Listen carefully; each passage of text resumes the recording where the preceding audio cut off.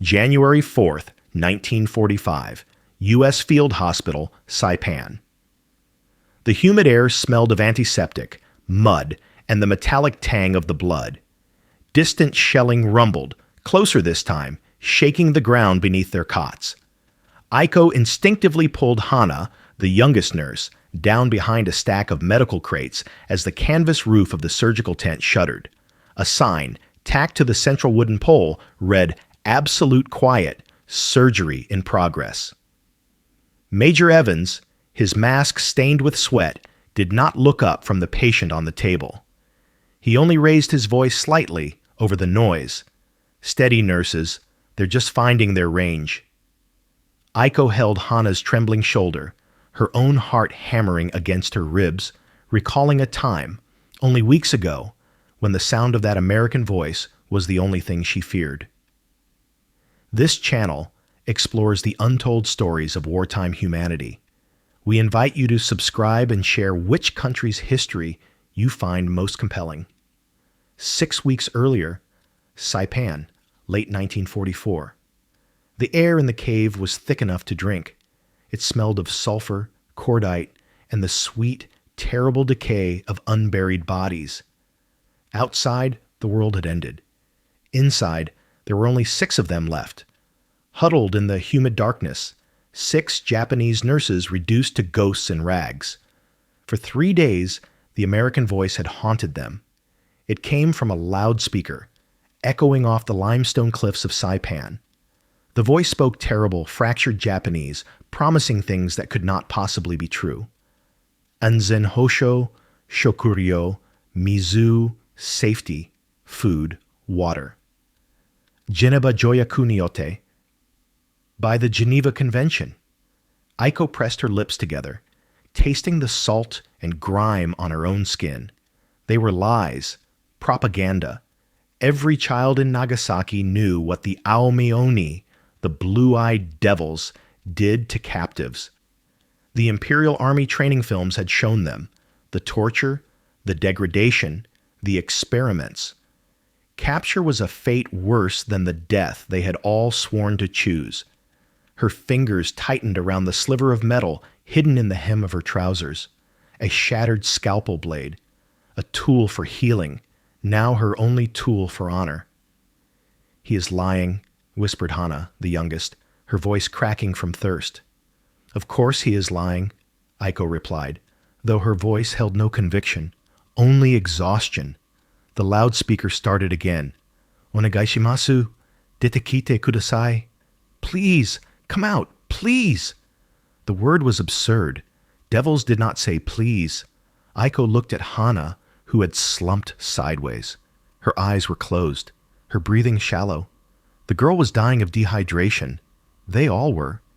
The scalpel blade in Aiko's hand felt suddenly useless. It could end her own shame, but it could not buy Hana one more mouthful of air.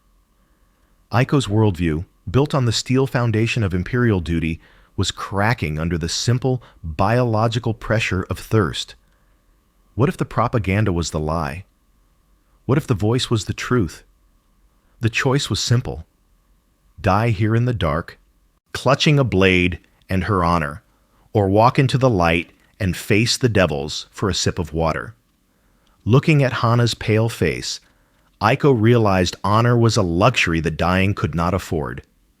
"I am going out," Aiko said, her voice a dry rasp. She did not wait for a reply. She crawled toward the mouth of the cave, the sharp volcanic rock tearing at her knees. The tropical sunlight hit her like a physical blow, blinding her. She raised her hands, empty, trembling. Silence. The loudspeaker stopped. She heard the crunch of boots on gravel. A shadow fell over her. He was impossibly tall, a giant clad in dusty green, smelling of sweat and tobacco. His eyes, hidden behind sunglasses, were invisible. This was it. The monster. Aiko squeezed her eyes shut, waiting for the bayonet or the butt of the rifle.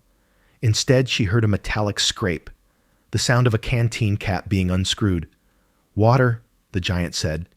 He pushed the canteen into her trembling hands. "Drink, slow." Aiko stared at the metal container. She brought it to her lips. The water was warm, chlorinated, and utterly real. It burned down her throat, and with it, the entire edifice of her hatred began to dissolve. She drank, and then she looked back at the cave. "Others," she rasped, pointing. "Hana. Water." The giant nodded, his face unreadable. He called out to his comrades, and Aiko slid to the ground, the scalpel blade forgotten, her mind reeling in a confusion more painful than any physical blow. The barbarians, it seemed, had water. The ride in the back of the American truck was a jarring agony of potholes and diesel fumes. When the canvas flap was thrown open, Aiko and the other nurses were herded out like livestock, blinking in the harsh glare of generator-powered floodlights. This was the American Field Hospital. It was not a building of stone, but a sprawling city of canvas tents hammered into a sea of ankle-deep mud. The air, unlike the cave, did not smell of death, but of the frantic industry attempting to prevent it. A sharp, sterile bite of alcohol, ether, and wet canvas. Aiko kept her eyes down, expecting a blow, in order to kneel. Instead, a tall American nurse with captain's bars pinned to her collar looked them over, her face a mask of profound exhaustion. She gestured with a clipboard. "You are nurses?" she asked, her voice flat. When Aiko nodded, the captain merely pointed to the largest tent, its flaps stained dark in the light. "Triage. Now." A guard nudged them forward. The moment Aiko pushed through the flap, the smell hit her, a wave of copper, feces, and gangrene, barely masked by the antiseptic. The floor was not the clean wood of her hospital in Nagasaki. It was packed earth, slick with mud and dark fluids. Men lay on stretchers in rows, a grotesque harvest, and the sound, a low, terrible symphony of groans, prayers in English, and sharp curses in Japanese. Aiko froze. This was the devil's lair. A corpsman grabbed her arm and pulled her toward a stretcher. On it lay an American Marine, his leg a ruin of shredded muscle and white bone. He was young, blond, his face pale with shock. He was the Oni, the man who had, perhaps only yesterday, fired the weapon that killed her friends. Her training screamed at her. Tourniquet, pressure, plasma, but her body refused. To help him was the ultimate betrayal. She could not touch him. "Nurse!" the corpsman yelled. She saw the guard reach for his rifle. But before he could move, a man covered in blood pushed through the chaos. He wore an eagle on his collar. Major Evans. He saw Aiko's paralysis, saw the dying Marine, and then saw the stretcher being carried in behind her. On it was a Japanese soldier, his chest punctured, gurgling for air. Major Evans looked at Aiko. He did not yell at her for hesitating. He pointed, not at the American, but at her countryman. "Him first," he snapped. "He's choking on his own blood. Move!" Aiko stared. She was paralyzed by a different kind of shock. Why? Why save an enemy when one of his own men was bleeding out nearby? It was madness. It was inefficient. It defied every rule of war she had been taught. That single illogical command broke her paralysis faster than any threat could have. Driven by a confusion so deep it silenced her hatred, she moved. Her hands, suddenly steady, went to work on the Japanese soldier. The next 18 hours vanished.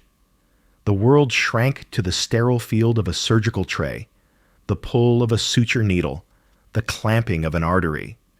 She worked alongside American nurses who did not speak to her, but who passed her instruments with efficient, tired hands. She dressed American wounds and Japanese wounds. The blood, she discovered, was all the same color. She did not realize it was over until she found herself swaying, her vision blurring, her hands locked into claws. Major Evans, his mask now stained black with sweat and blood, saw her. He simply nodded to the guard at the flap. "Quarters." The word meant nothing to Aiko, The young GI jerked his head. This way. Aiko and the three other surviving nurses stumbled after him, their bodies aching, their minds numb.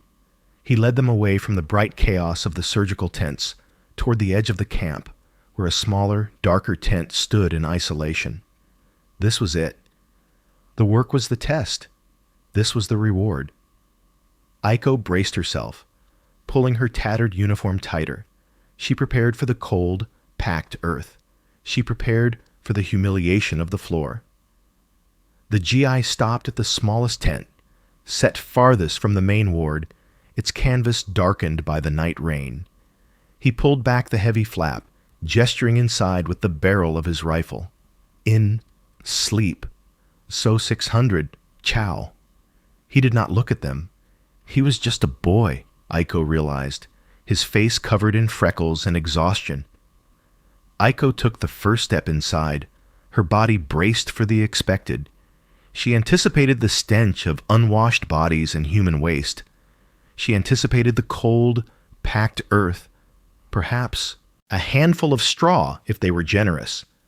It was what animals deserved. It was what she, as a captive of the devils, had been taught to expect. The tent was dark, lit only by a single, bare yellow bulb that hummed weakly near the center pole. It smelled, not of feces or decay, but faintly, sharply, of lye soap, bleach. There were 4 simple canvas cots, and on each cot there was a pillow in a case, and stretched across the mattress, tucked with tight, perfect military corners, was a white cotton sheet. Aiko stopped breathing. The other 3 nurses bumped into her from behind, then fell into a sudden, stunned silence, crowding the entryway. Hana let out a small, strangled gasp. Aiko stared at the nearest cot. The sheet was not just a sheet, it was clean. Impossibly clean. It was whiter than her own uniform, which was stiff with dried blood, mud, and the grime of the cave. It was whiter than anything she had seen in a year. It seemed to glow in the dim light. She reached out a trembling hand, her fingers caked with dirt, but stopped just millimeters from the fabric. She could not touch it. To touch it would be to defile it. This was the true torture. Violence, she understood. Brutality, she had prepared for. Shouting, starvation, humiliation, these were the actions of the Oni she had been trained to fight. But this was incomprehensible. Why would they waste this? Why waste soap, precious water, and the labor to wash a sheet for a prisoner? For an animal? It was a gesture of profound illogical humanity. It was a weapon she had no defense against. "It is a trick," Hana whispered from behind her, her voice sharp with fear. "They will punish us if we make them dirty. We sleep on the floor." Hana was right. It must be a test, a way to humiliate them further when they failed to keep it clean. But Aiko was too tired. Her bones ached with a fatigue that went beyond muscle. Her 18-hour shift replayed in her mind, the major's voice, him first, the shared, silent exhaustion with the American nurses, the blood that was all one color. She looked at the clean white sheet. It represented a world she thought had vanished, a world of order, of hygiene, of dignity. Slowly, Aiko sat on the edge of the cot. The canvas groaned, but the sheet held. It was real. She did not have the strength to undress. She certainly did not have the right to crawl between the sheets and soil their perfection. Instead, Aiko lay down carefully on her side, on top of the coarse wool blanket that rested atop the sheet, careful to keep her muddy boots hanging off the edge. She lay rigid in the dark, her eyes wide open, staring at the canvas roof. She was terrified to fall asleep, terrified of soiling this impossible, terrifying gift. The cold, crisp cotton beneath her was a louder accusation than any propaganda poster, and it shattered her certainty far more completely than any bomb. The first week established a routine, built on surreal contrasts. By day, Aiko worked as a machine in the surgical tent. By night, she and the other Japanese nurses performed their own strange ritual. They would return to their quarters, inspect their cots, and note that the white sheets had, inexplicably, been straightened and tidied by an unseen hand. They continued to sleep on top of the blankets, still terrified of soiling the immaculate cotton, as if participating in a silent collective test they did not understand. Aiko learned to navigate the ward by sound, the metallic snick of a hemostat being clamped, the hiss of the autoclave, the different qualities of pain expressed in English versus Japanese. She kept her head down, her hands busy, her answers limited to hi, or a simple, curt nod. She built a wall of pure, mechanical efficiency. The American nurses, led by a tall, raw-boned captain named Mary, seemed too exhausted to be cruel. They did not taunt or strike the Japanese nurses. They simply worked them hard, expecting a level of competence that was, in itself, a form of respect. But it was Captain Mary who most unsettled Aiko. Mary would occasionally try to bridge the silence. "More sutures, Aiko," she would say, not unkindly, or "Check the plasma drip, Ward 4. She used Aiko's name. Aiko resisted this. She was a number, a prisoner. She was not Aiko. To accept the name was to accept the connection. The smell that defined the American presence, even more than antiseptic, was coffee. A rich, dark, roasted aroma that permeated the camp at dawn and again midday. In Japan, coffee had been a thin, bitter brew of roasted barley and acorns for 2 years. This smell was a declaration of resources, of a world that was not starving. Aiko hated it.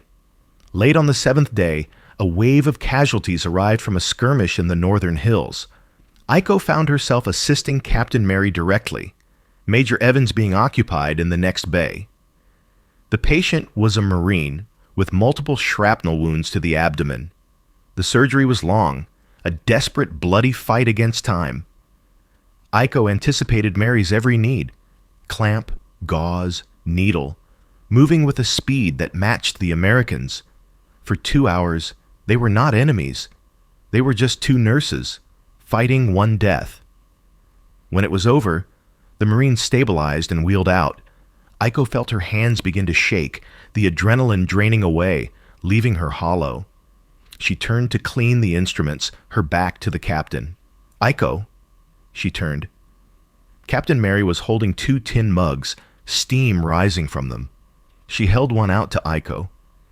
"You look like you need this." Aiko stared at the mug. It was an offering, a trap. Taking it was fraternization. Refusing it was insubordination. She took it. The metal was painfully hot, a solid, grounding presence in her trembling hands. She watched Mary lean against the tent pole, drinking her own. Aiko raised the mug to her lips.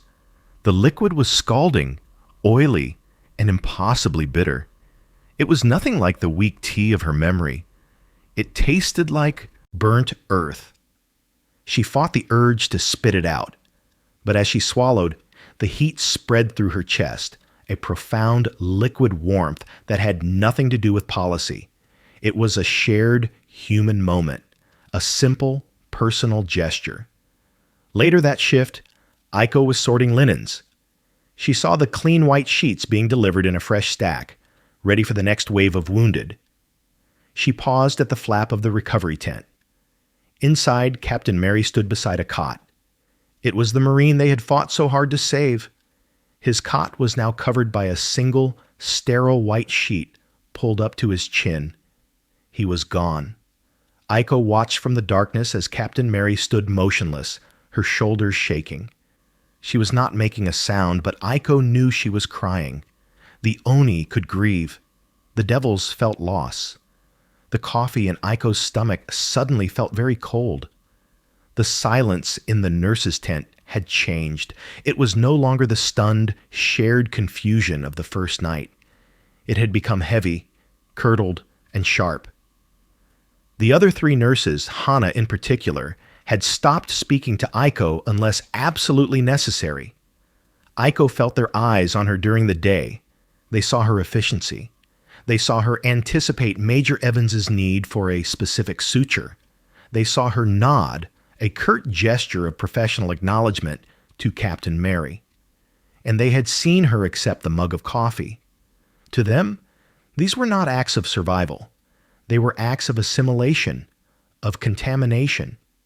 The breaking point arrived one evening, thick with humidity, after a grueling day. Aiko returned to the tent, craving only the oblivion of sleep. The three other nurses were already there, waiting. Hana sat on her cot, rigid, her face pale, and set in lines of youthful absolute conviction. "You like them," Hana said. It was not a question. It was an accusation. Aiko paused, her hand on the tent flap. "I do my work."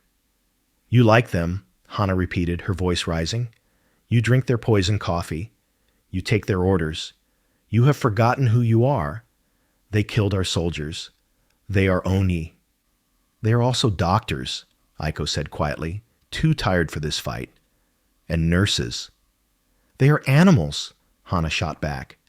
"And they treat us like—" She stopped, her eyes scanning the tent, searching for the proof of her own argument, but finding none.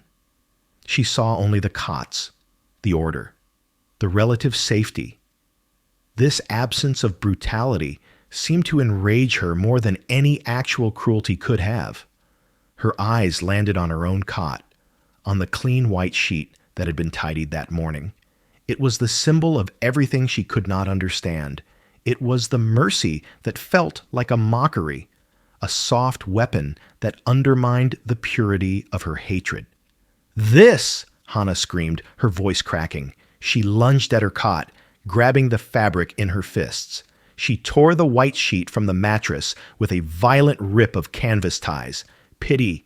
We do not need their pity. This is our shame." With a sob of pure ideological fury, Hana threw the sheet onto the packed dirt floor in the center of the tent. She ground the heel of her worn boot into the fabric, staining the perfect white with the mud of the floor. The other two nurses gasped. This was a violation. Aiko stared at the soiled sheet. She saw the brown stains spreading on the cotton. She remembered the cave, the stench, the absolute despair. She remembered Hana, dying of thirst, her life saved by the canteen of an Oni. When Aiko looked up, her eyes held no anger, only a deep, profound weariness and something else, pity. Hana was not a warrior. She was a terrified child, clinging to the only belief system that had ever made sense, even as the world provided evidence against it. Silently, Aiko walked past the trembling, panting Hana. She bent down.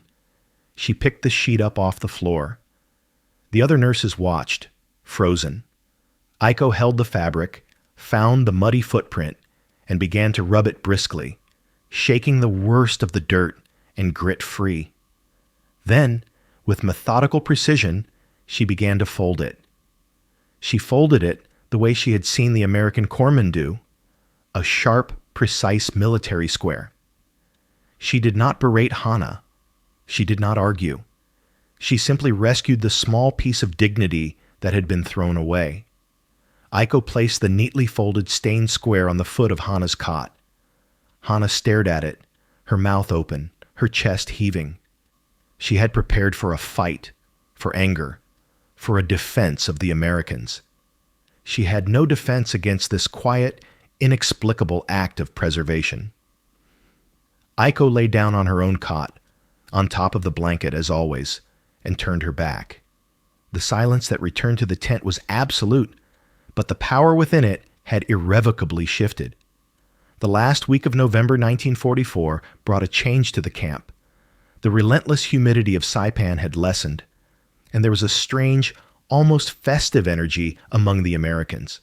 The Japanese nurses were told, not asked, to report to the main mess tent at 1800 hours for a holiday meal. Hana was rigid with contempt. A feast? They celebrate while our homeland starves. It is disgusting. Aiko said nothing. She was simply tired. But as they were led into the large, brightly lit tent, she felt her defenses rise. The mess tent, usually a chaotic place of mud-caked boots and hurried meals, had been transformed. Someone had strung up makeshift decorations, paper cutouts and strings of colored lights. It was warm, and the air was thick with smells Aiko could not place. A heavy, savory scent of roasted meat, sage, and something else. A sweet, unfamiliar spice like cinnamon. But it was the tables that made Aiko stop. The long, rough-hewn wooden tables were not bare. They were covered end-to-end in white tablecloths. They were not the fine cotton of the bed sheets, but a cheaper, coarser muslin. Yet the effect was the same. It was an attempt at civilization. It was the same baffling, deliberate application of dignity she had first witnessed in the sleeping tent. Aiko, Hana, and the other two. Nurses were directed to a small table near the back, separate but included. They sat stiffly, four dark shapes in a sea of boisterous green uniforms. The tent buzzed with laughter and loud conversation. Aiko watched, feeling like an anthropologist studying a strange, violent tribe. They seemed so young, these American soldiers. They ate with a fierce, uncomplicated joy. Then Major Evans stood up at the front, tapping a spoon against a metal mug. The tent gradually quieted. "All right, settle down," he called out, his voice carrying easily. He held up his mug of coffee. "I'm not one for speeches, but it's Thanksgiving. We're thankful to be mostly in one piece, and we're thankful for the people who keep us in one piece." He looked around the tent, his eyes scanning the faces, the surgeons, the orderlies, the corpsmen. "To the medical staff," he said, his voice lower now, more serious. "The corpsmen, the nurses." He paused. His gaze traveled past the main tables and found the small, silent one in the back. His eyes met Aiko's. He did not smile, but he did not look away. "All the nurses," he said, with deliberate emphasis, "for saving lives. Thank you." He drank. The room erupted in cheers and applause. Aiko felt a strange heat rise in her chest. He had not said American nurses. He had not said our nurses. He had said nurses. He had seen them, seen her, not as a prisoner, not as an oni, but as a professional. He had acknowledged her skill.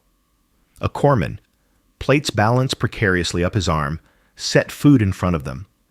The plate was overflowing, slices of roasted turkey, a mound of green beans, and a scoop of a bright, unsettlingly orange mash. Hana stared at her plate as if it were poisoned, her hands clenched in her lap. Aiko looked at the food. She looked at Major Evans, now laughing with another doctor. She thought of the white sheets, and the bitter coffee, and the shared grief of Captain Mary. She picked up the fork. It felt heavy, a tool of surrender. She dipped it into the orange mash. She lifted it to her mouth. Hana let out a tiny, sharp hiss of disapproval. Aiko put the food in her mouth. It was a shock. It was intensely sweet, laced with that strange, warm spice. It tasted nothing like the salty, pickled plums or bitter greens of home. It was foreign. It was the taste of the enemy. It was also, she admitted to herself, delicious. It did not taste like surrender. It tasted like curiosity. She took another bite. January 4th, 1945. The rhythms of the hospital had become Aiko's own. The war officially had moved north from Saipan. The island was secure. Yet the war remained, hidden in the volcanic caves, in the desperate, futile attacks of the Zanto, the remnant soldiers who refused to surrender. They were ghosts, haunting the island, and their hauntings sometimes involved captured artillery pieces. Inside the surgical tent, The air was the familiar mix of antiseptic, mud, and the metallic tang of blood. They were working on a complicated chest wound. Major Evans was deep in the cavity, with Captain Mary assisting. Aiko was his primary surgical nurse now, her movements swift, her understanding of his needs almost telepathic. She passed instruments before he even asked. Hana, who had proven meticulous and steady, was now trusted to manage the plasma drip and supplies. The patient lay on the table, his body covered by a sterile green cloth, but his head rested on the familiar, stark white of a hospital-issue pillowcase, a small patch of order in the organized chaos. A sign tacked to the central wooden pole read, "Absolute quiet, surgery in progress." The first shell was a distant, dull thump, barely registering over the hiss of the generator. The second was closer, a heavy crump that vibrated through the packed earth floor. Major Evans paused, his hand hovering. "Hold that retractor steady, Aiko." The third shell did not just vibrate, it exploded. It was a deafening, ground-splitting roar that seemed to detonate just outside the tent flap. The canvas roof snapped taut, shuddering violently, and dust rained down from the central pole. Hana screamed, dropping a tray of sterile clamps. Aiko's reaction was instant, a reflex born of the caves. She grabbed the back of Hana's uniform and yanked her down, pulling her behind the partial cover of a stack of wooden medical crates. Aiko held Hana's trembling shoulder, her own heart hammering against her ribs. She looked at Major Evans. He had not moved. He had not flinched. He had not even looked up from the patient on the table, his mask already stained with sweat. He only raised his voice slightly, cutting through the ringing in their ears. "Steady, nurses. They're just finding their range." Aiko froze. It was the voice from the loudspeaker, the voice from the triage, the voice from the Thanksgiving table. But this time, it was different. It was not the voice of a conqueror. It was not the voice of a man offering coffee. It was the voice of a man at work, annoyed by the interruption and locked in the same immediate physical danger as she was. She realized in that moment that she was no longer afraid of him. She was afraid of the shelling, just as he was. His calm was not the calm of an Oni. It was the practiced, focused calm of a surgeon who refused to lose his patient. Aiko recalled that day, only weeks earlier, when the sound of that American voice was the only thing she feared. Now, in the face of death from her own countrymen, that same voice was the anchor holding the room together. She pushed Hana gently. "The clamps. Get new clamps, now." Aiko stood up, retrieved a fresh sterile pack, and returned to the table. The shelling rumbled, but moved farther away. Major Evans nodded, a minuscule gesture of acknowledgement. The surgery continued in a new kind of silence. Not the silence of enemies, but the absolute focused silence of professionals, bound together by the blood on their gloves. In the quiet, aftermath of the shelling, the hospital's grim logistics resumed. The surgical tent was repaired, the dead were buried, and the wounded, on both sides, were stabilized. The cost was counted in the most mundane of currencies, blood-soaked linens. A detail was assigned to the laundry, a brutal task involving boiling vats, harsh lye soap, and the scrubbing of human fluids. It was a job for the lowest-ranking corpsmen. Aiko, seeing the exhaustion on their young faces, stepped forward and, through a gesture to Captain Mary, volunteered herself and her nurses for the duty. Mary looked surprised but nodded. "All right, show them." The work was scalding, physical, and nauseating. As Aiko plunged a white sheet, stained dark red, into the steaming water, she wrestled with the central question. Why? Why all this effort? The Geneva Convention, which the voice on the loudspeaker had cited, was a distant, abstract idea. Perhaps the Americans feared inspections from the International Red Cross. Perhaps this kindness was just a performance, a bureaucratic mandate to be checked off a list. She needed to know if the humanity she had witnessed, the coffee, the thank you, the shared risk under fire, was real, or just a more civilized cage.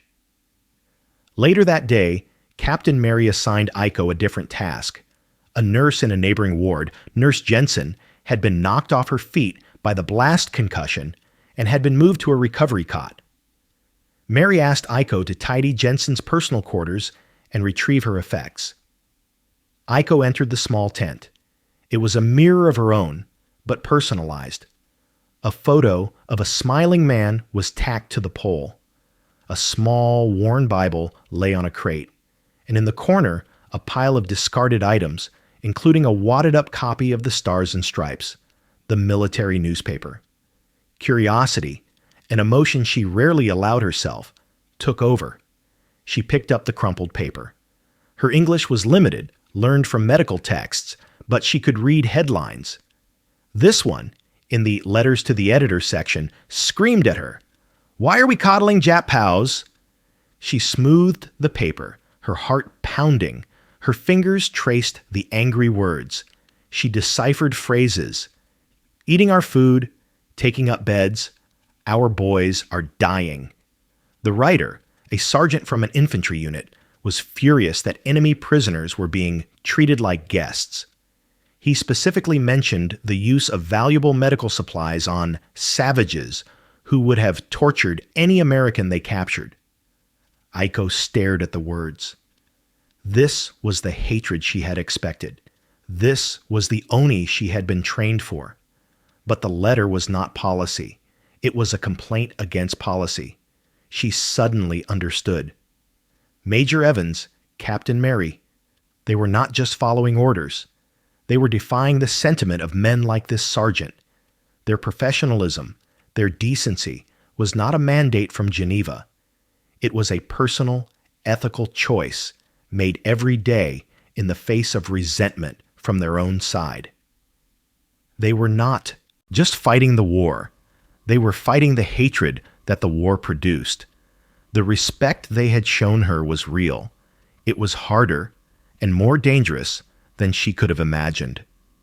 She carefully folded the newspaper and placed it back in the pile. When she returned to her own tent that evening, she found Hannah awkwardly trying to fold her clean laundry, bunching the white sheet into a lumpy rectangle. Hannah scowled, ready to throw it on the cot in frustration. "No," Aiko said, her voice quiet but firm. She took the sheet from Hannah. She spread it out, snapped it taut in the air, and began the series of precise, angular folds she had watched the American orderlies perform. She showed Hannah how to make the military corners, how to tuck the ends, how to create the perfect tight square. Hannah watched, her brow furrowed in confusion. "If we are to use them," Aiko said, placing the perfect white square on Hannah's cot, "we will do it correctly." It was a gesture of respect, not for the Americans, but for the principle itself. The heat of August 1945 was a physical weight, pressing down on the canvas tents, making the air thick and stagnant. The war in Europe had ended months ago, a distant rumor that meant nothing to Saipan, but the Pacific ground on, a relentless furnace. Aiko, now a senior, trusted figure in the surgical ward, was teaching Hannah how to properly apply a saline drip when the camp's central loudspeaker crackled to life. It was not music. It was a man's voice, reading a bulletin from SINCPAC headquarters. The tone was not celebratory. It was formal, almost somber. Aiko's English was good enough now. She caught the crucial phrases: Imperial Majesty, Emperor of Japan, acceptance of the Potsdam Declaration, unconditional surrender. The generator hummed. The speaker clicked off. An absolute profound silence fell over the entire hospital. A corpsman, halfway through lifting a stretcher, simply stood frozen. The wind rustled the tent flaps. Hannah, her hand still on the patient's arm, began to shake her head. Uso, she whispered. A lie. It is a trick, a test of our loyalty. But Aiko knew it was not. The stillness in the camp, the sudden absence of all American activity, was proof. A distant whoop went up from the engineer's compound, quickly silenced. Hana sank to her knees by the cot, her shoulders heaving, and began to weep. It was not a sound of relief. It was a sound of profound, agonizing shame. Gyokusai, the 100 million, shattered. This was the end of their world. 2 other Japanese nurses, working in the laundry tent, simply sat down on the muddy ground, their faces vacant. Aiko felt nothing. She did not feel the shame Hana felt. She did not feel the relief the Americans must be feeling. She felt only a vast, hollow emptiness. It was the feeling of a rope that had been pulling her forward, duty, fear, honor, hatred, suddenly snapping. She had been defined by the war. She was a military nurse of the Empire. Now, the Empire was gone. The war was over. She was...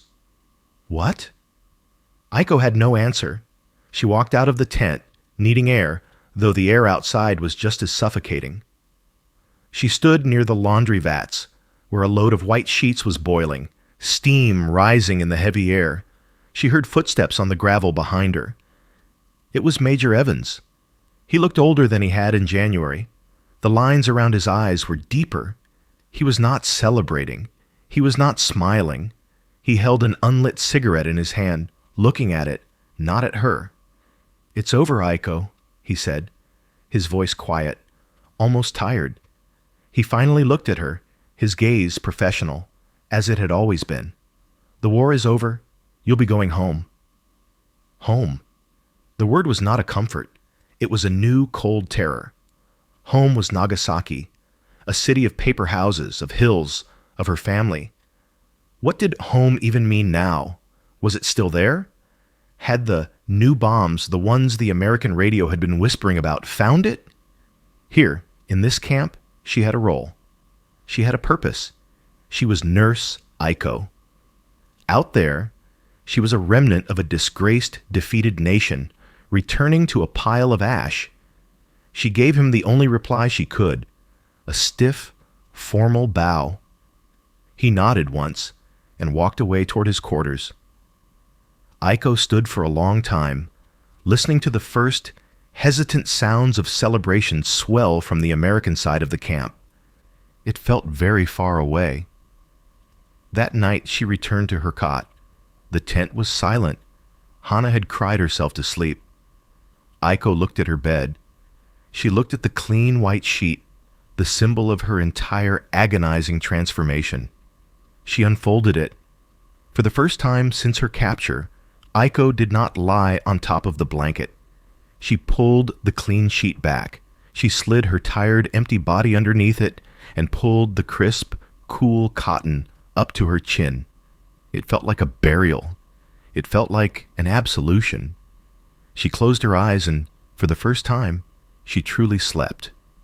The day came 6 weeks after the surrender, on a cool, gray morning in late 1945. The hospital was a skeleton of what it had been, the canvas city shrinking daily as men and equipment moved on. The repatriation was scheduled. Aiko, Hana, and the 2 other remaining nurses were processed, deloused one final time, and issued coarse, civilian-style repatriation clothing that felt foreign on their skin. A jeep drove them down the muddy road to the harbor. A gray, rust-streaked transport ship waited, its smokestack puffing lazy smoke into the damp air. Aiko clutched the small bundle of her discharge papers. She felt hollow again, but it was a different emptiness from the day the war ended. This was the terror of the unknown. She looked back at the green, scarred hills of Saipan. This island, which she had arrived at as a soldier, which had held her as a prisoner, was the only home she had known for over a year. It was the place she had lost her empire, her certainty, and her hatred. She was terrified of leaving. What waited for her in Nagasaki? She had received no letters. She was returning as a disgrace, a Horio, a prisoner of war, to a family she might never find, to a city that radio reports claimed no longer existed. She felt more afraid now, walking toward freedom, than she had when she walked out of the cave. They were marched onto the pier, the air thick with the smell of salt, rust, and diesel. They joined a silent, shuffling line of Japanese POWs, men with vacant eyes waiting to board. A GI with a clipboard checked their names off a list. "Aiko N," he droned. "Next." She was about to step onto the gangplank, her foot lifting. "Aiko, wait!" She turned. Captain Mary was running down the pier, her face flushed, her uniform rumpled. She was out of breath and ignored the stares of the GIs. She stopped directly in front of Aiko. I wanted to say goodbye," Mary panted. She looked awkward, vulnerable. This was a breach of protocol. The lines were still drawn. "Thank you, Captain," Aiko said. She began to bow formally, the stiff gesture of a subordinate. "No, wait, Mary fumbled in her fatigue pocket. "It's stupid. It's just, well..." She pressed a small, hard object into Aiko's hand. Aiko looked down. It was a standard-issue bar of U.S. Army laundry soap. It was a dull olive green, stamped with letters. It was rough, utilitarian, and smelled strongly of lye and tallow. Aiko lifted it closer. The smell. It was the smell of the first night. It was the smell of the steam rising from the boiling laundry vats. It was the sharp, clean, uncompromising scent that had clung to the clean white sheets. This was the tool. This mundane, ugly bar of soap was the weapon that had undone her. It was the source of the dignity, the cleanliness, the impossible order. It was the absolute material opposite of the scalpel blade she had clutched in the cave. This was not a tool for ending a life. It was a tool for preserving civility. Aiko looked up at Captain Mary, seeing not an American, not an officer, but the woman who had cried for a dead soldier and shared her coffee. Her eyes stung, but she did not cry. She clutched the bar of soap so tightly her knuckles went white. She bowed again, not the shallow, stiff bow of a prisoner, but the deep, 90-degree bow of absolute respect, a gesture that said everything her languages could not. Mary understood. She touched Aiko's shoulder, a brief, firm gesture. "Go on. Good luck, nurse." Aiko turned and walked up the gangplank without looking back. She found a place on the crowded open deck, surrounded by the silent ghosts of the Imperial Army. She sat on her bundle, the ship's horn blasting a long, mournful sound. As the deck shuddered and the ship pulled away from Saipan, Aiko opened her hand and stared at the bar of soap, a small, hard, olive-green piece of an illogical, infuriating, and undeniable humanity.